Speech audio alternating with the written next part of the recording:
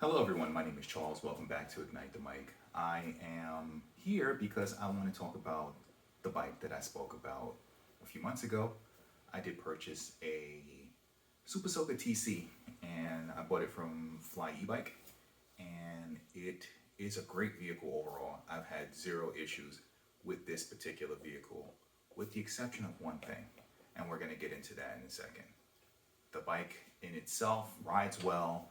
The speed is adequate for my commute from New Jersey to New York. But the issues that I had led me to this video. So without further ado. So I called Fly E-Bike and explained to them basically my vehicle squeaks and sounds like it's rubbing all the time. I would go back and forth occasionally, and their solution was to dismantle the system, take the entire brake assembly apart, clean it, and file the brakes down. I guess that was to give it some separation so that it didn't rub. Obviously, what that's going to do is cause premature brake wearing. I've only owned the bike for maybe about 8 months now. And it just seems a bit extreme to have a completely worn out brake pad. So what I've done is called them and they say, hey, yeah, no problem. We have a set. We'll take it off of a floor model that we have, a new set. And they would cost me about $55 for the front, $55 for the back. I said, yeah, no, that's a bit expensive. So what I did was I went online and on AliExpress, don't judge me, they seem to have a bulk of parts from various different manufacturers. They sold, I believe, the back set for about $4 and change, and the front was about $7 and change. And I think shipping was about $7, which was great. I bought something else, which I'm going to replace later. I'll go into that at some other point. But for the most part, the package came in a bunch of different bags. A bag within a bag, within a bag, within a bag, whatever. And then in a box. But I did, and I hope, get the correct set. Now this is the smallest set, and I believe this is for the back. And these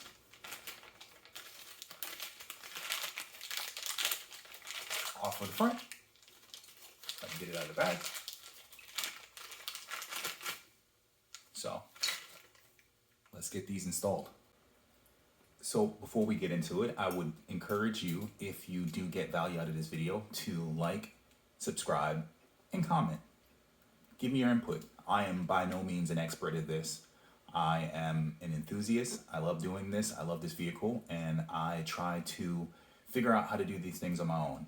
I live in Jersey, and I have a very busy schedule, so it's not very convenient to be going to stores and having someone do something that seems very basic.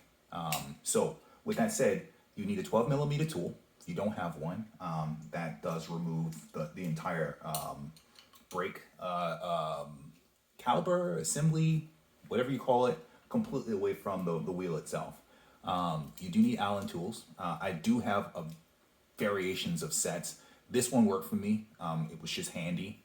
And then you're going to need a screwdriver, and this is going to push the pistons back in, because once I remove the old brake pads, there's going to be a bit of space or tightness that would not allow the newer brake pads with more meat on it to fit in place. One last thing, because I don't have a torque, a tool that can torque these nuts off, I'm gonna need a mallet to kind of bang this tool. A tap, nothing crazy. So I don't want to get roasted in the comments to help me get this off. So step one, place this on, and right in the right position, okay, and then it's not in a good position. Kind of get that out of the way. Try and loosen it up a little bit. Just get it loose, and then I'll do it the rest of the way with my hands. Okay, that one's loose. The next one.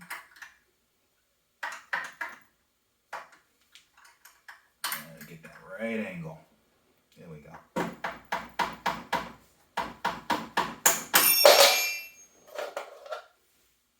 Now, if you don't drop the tool, you're not doing this correctly.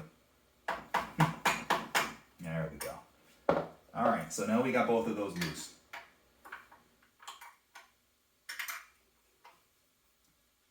Now, for most of these vehicles, if you notice the,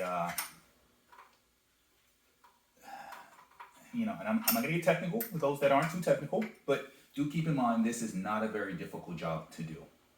But as you can see here, and I'll show you in comparison later to the back, this piece is where the brakes actually grip onto. And this is significantly larger than the ones in the back because most of your stopping power is on the front brake. So it's important that you have more grip and more stopping power in the front. And also this has dual pistons for the brake system in the front to also allow for more stopping power. Now these screws are in pretty well. I can see they have the Loctite on it. I don't have this particular one. I have the one that is blue, and it's slightly less mild to lock these nuts in, but this seems to still work pretty well. So I'm going to continue on with those. Slides off. But as you can see, this came off with no problem. Now what I'm going to do first, before I take off the old pads, is I'm just going to take the screwdriver and I'm going to push those pistons in. Push them in. I don't want to do that with the new brake pads because I don't want to damage them. Okay? So I'm just pushing that in. I'm going to push that in as far as I possibly can, just to give myself as much space. Now it is important that you do not press those brake pads or press the brakes when this is disassembled from the bike. It makes it hard as heck to get that back in, and there's a lot of force that's applied to this particular system. And that applies to any vehicle, car, motor, it doesn't matter. It's all the same. It's hydraulic, and it has a good amount of force in it. Okay, so I've pushed those in as much as I can. And now I need my Allen key set, and don't ask me which one. A lot of people can probably tell you what this is just by looking at it. I don't know. I kind of just eyeball it. But there's another piece here, and again, this is for a Super SOCO TC. This is not the Max. I don't know if the Max has a similar braking system. It could possibly, but this is just simply for the TC. Once you screw it enough, the rest is just pulling out. Save that screw for somewhere so you can find it later. And then voila, both are out. Now, as you can see here, this is very, very, very low. You don't want to wear your pads to that point. And as a comparison, I think it's a good opportunity to figure out whether I got the right ones, because when you order online, here's the new ones. You can see the amount of meat on that. You can see that there's essentially, let me get two of the exact same ones. Let's see if I can get that. Here we go. All right. Side by side, new, old. Not good. This has the 1, 2, 3, 4, 5 grooves left. This, I'm pretty sure at some point had it along this area here. Nothing is left. So yeah, this was well overdue. And not for nothing, but this is kind of premature in my opinion. These pads probably shouldn't have worn out so much. It is a known problem with this particular vehicle in regards to how fast it wears out these pads. And it can get expensive if you are relying on your local bike shop or local dealer to supply these for you. Now, if you're like me, I mean, it took me about maybe less than about a week and a half these to get shipped. So if you can prepare to buy these before you have no pads left, and I could have gone maybe another month on these, but you start to feel the force is not as strong when you're stopping. So it was due time. So I ready to put the new ones in, and fortunately for me, I bought the correct ones. AliExpress makes it very, very easy to choose. You just have to make sure when you're on the website, you click on the picture. When you search for something, there are manufacturers that sell quite a few parts for various different models for the same manufacturer. You just have to make sure you click on the description, and then you click on the actual front TC. I mean, they have various different models. The particular brand that I bought from, or rather manufacturer I bought from, sold for 4 different vehicles on the same posting. So I just had to make sure I clicked on the correct one. And I had to click it twice. I had to go click on front, add to cart, and then I had for the TC, and I had to do the same thing for the rear. And lo and behold, I got everything that I needed. Now, the rest of this job is pretty straightforward. Once you've taken out the old brake pads, you can take the new ones. Now, I've taken the liberty to grease a couple areas. One area is this area here. This bar is where the actual brake pads slide, and when they're being compressed. And I put a little oil. Now, it's important that you do not get oil on the actual brake pads. And I'm trying the best that I can to wipe it off. You certainly absolutely do not want that. So I'm kind of just wiping any areas that may have gotten some oil on it. But I am using some grease from a grease gun that I happen to have. Now, what you want to do is, if you forget, and it's important also, there's a pin in there, actually a clip that keeps the brake pads in the correct position. Now, that's a metal piece that's inside here. Now, if you don't have that metal piece in there, your brakes sound like garbage. If this is in bad shape, then you may have to order a new one.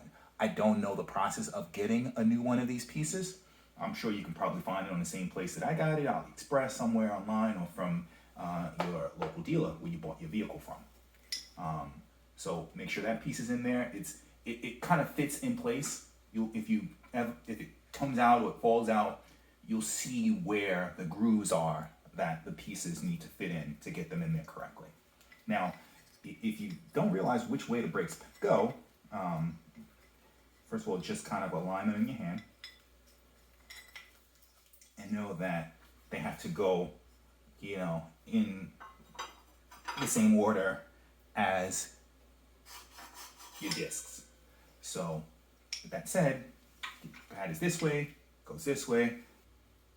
They have to go in and snugly against that metal piece that I mentioned to you. And now it's just a matter of putting back in place that pin that we unscrewed.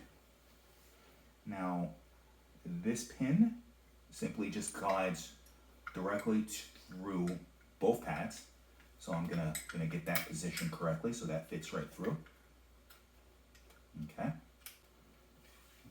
Okay, so with the Allen key and the bolt that I took off earlier, I put that pin back in that holds both sides of the brake pads in. You don't want to over tighten that. Once you can't tighten no more, that's absolutely fine. That's in good. Now you want to make sure you have that particular space, because once you reinstall the brake assembly back onto your bike, you want to have that space. Now there's a lot of space here, but what we're going to do later is we're going to pump on the brakes, and that's usually part of the process. Now before I do that, I want to just kind of give this a quick rundown. I cleaned this recently, so it's not terrible.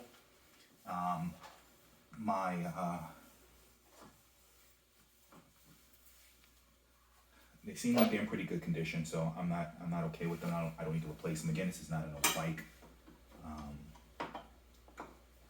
I don't know what millimeter they are. I don't know how big they are. Fortunately, you'll have to look that up if I do get that information, and I'll be more than happy to share that. But these things kind of are not something that you probably can replace that I've seen. I'd love to have some that are maybe slotted to kind of get rid of some of that brake dust. At least that's how I see them. Most cars don't have slotted or drilled rotors, but I thought it would be nice. I did notice that there is a bit, and this is just a pet peeve of mine, a tiny little bit of rust at the very tip of each of these nuts. So I'm gonna go ahead and treat it just a little bit with some oil, or grease rather, before I reinsert it. I don't want to interfere with the lock tight stuff that's on it. All right, so with that, just make sure you align that properly. You want to get that right in between. That's perfect for me. And then there's the hole that I need to align that back onto, and simply screw that on. Now the back is a little more involved, but for this, that's essentially it. In a minute, we will move to the back. Once I get these two bolts on and tightened, we've just successfully installed the front brake pads on a Super SOCO. Why do I keep saying that incorrectly? A Super SOCO TC. So after I installed the front brake pads, I realized the back were perfectly fine. The issue was always the front. So the reason, like I was saying in the beginning of this video, to even touch the brake pads in the first place is when I bought the vehicle, I mean, it sounded god awful. I mean, it was squealing and it was squeaking, and I know there's a break-in period for any new vehicle when it comes to how the pads interact with the rotors, and that's fine. I gave it that time. Squeaking never went away. So I'm in and out of the shop, and you know, they're taking it apart, they're cleaning it. It helps for a bit. You know, I know the squeaking has to do with, you know, this particular vehicle has this kind of this dual braking front system where both the front, right and left, puts pressure on the actual front pads, and that is contingent on, I guess, the actual piston. There's 3 pistons in the front. 2 of them is controlled by, I don't know if it's the right or the left, and then the other one is controlling the middle, and that causes the squeaking. I've been told it's just a system that just has that particular fault, and that's fine. You know, some people say kind of grease it a little bit. I've done that. I'm going to test the bike a little later and see what happens, but for now the back looks great. I mean, I compared it to the new ones, and it's not even, you know, 70% through its pad material that's on it. So I'm gonna leave that alone. I'm just gonna give it a clean and be done with it. But in a nutshell, it's not a difficult job to do. I think it took me about maybe 20-25 minutes, and that's just because I'm stopping and, you know, greasing and going back and pressing play and stopping the recording. But this is something that's extremely feasible for anyone to do, and I only needed 3 tools. Now, I do recommend, if you have one of those torque those torque wrenches, to use one of those. That gives you a little more leverage. The back I actually couldn't take off even if I wanted to, just because I am missing that particular tool. But when I get that tool, I'm just gonna do it just so I can do this video. I bought it, it was very inexpensive, put it on, just so you guys can see how easy it is to do these type of service jobs yourself. It's not difficult. Now, can you go ahead now and jack up your SUV? That's a whole different story, whole different process involved.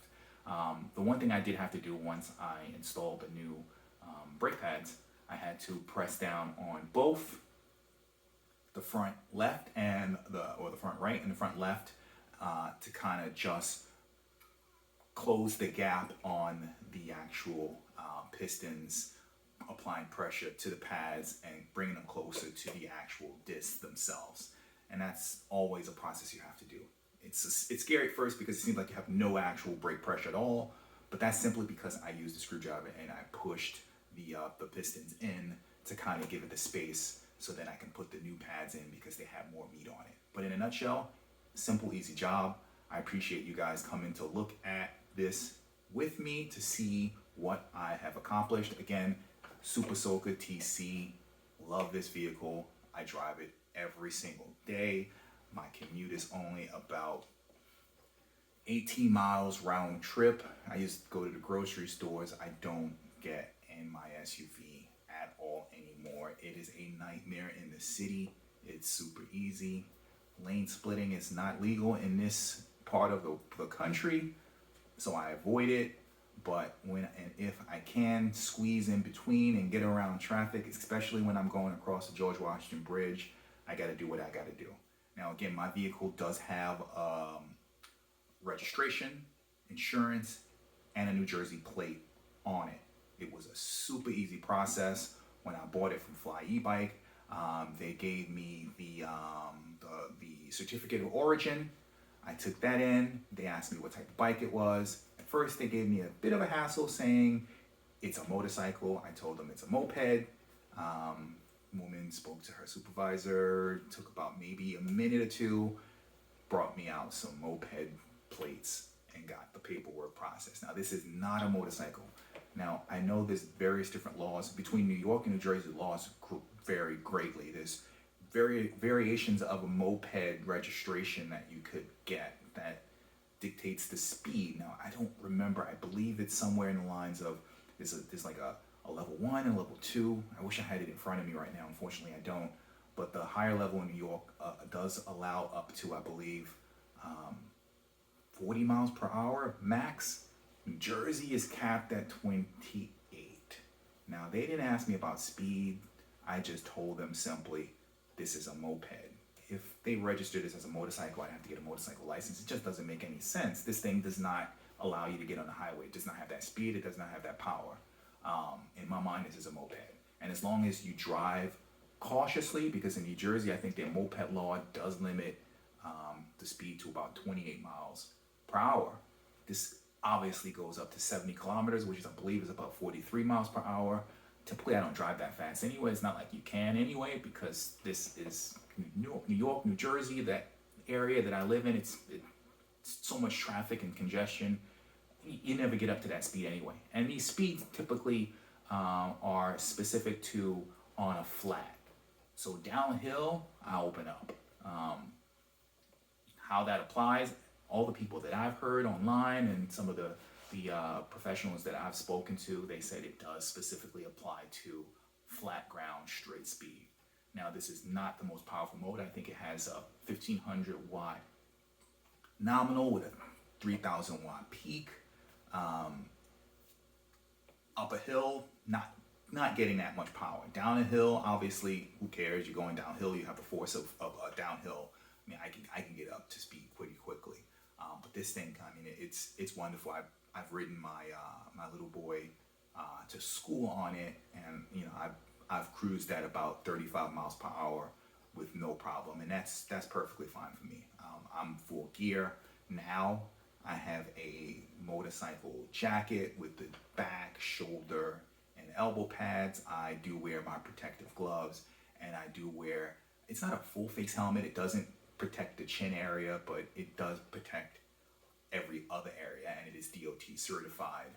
I do have all the mirrors. This bike is fully equipped, DOT certified equipment, signal, turn, everything works. I do my due diligence every week, pretty much every day, look it over. I do my own maintenance. I check any loose bolts. I've opened it up, unscrewed it, saw any corrosion or any wiring where they've applied some silicone for waterproofing. There were some areas where that was starting to come off. I've reapplied some silicone to protect those wires again. I mean, this is a particular vehicle that is I think it's an IP65 rating. So it's good for dust and splashes. I've driven through pretty significant puddles. I ride in some pretty heavy downpours with no issues whatsoever. So this is a wonderful all year round bike. I also ride in completely freezing cold temperatures. I mean, if you live in New York, you trust me when I tell you, you would rather ride with a rain suit on a bike, getting completely thrashed with rain, and opposed to having to sit in your SUV, pay that excessive toll to get across the bridge. You can't carpool anymore, so there's no discounts. And then when you get into the city, you struggle to find parking. With me, I lock this thing up on the block. I mean, because it's not a large vehicle, it does resemble a motorcycle, but when you kind of walk up to it, you realize it's not. Most cops don't bother you. I just lock it to the bike lock. Now, I know it's a pricey vehicle, but I have really good locks. Big chain, big lock. I put the disc alarm on, plus I lock the steering column, and the bike itself has its own security locking feature built into it. So with all of this, I will put it somewhere that's still within sight, and I will never leave it alone for longer than 10, maybe 20 minutes if I really, really need to. So with all that said, love the vehicle. Hope you enjoyed it. You enjoy the rest of your day. And please don't forget to like and subscribe.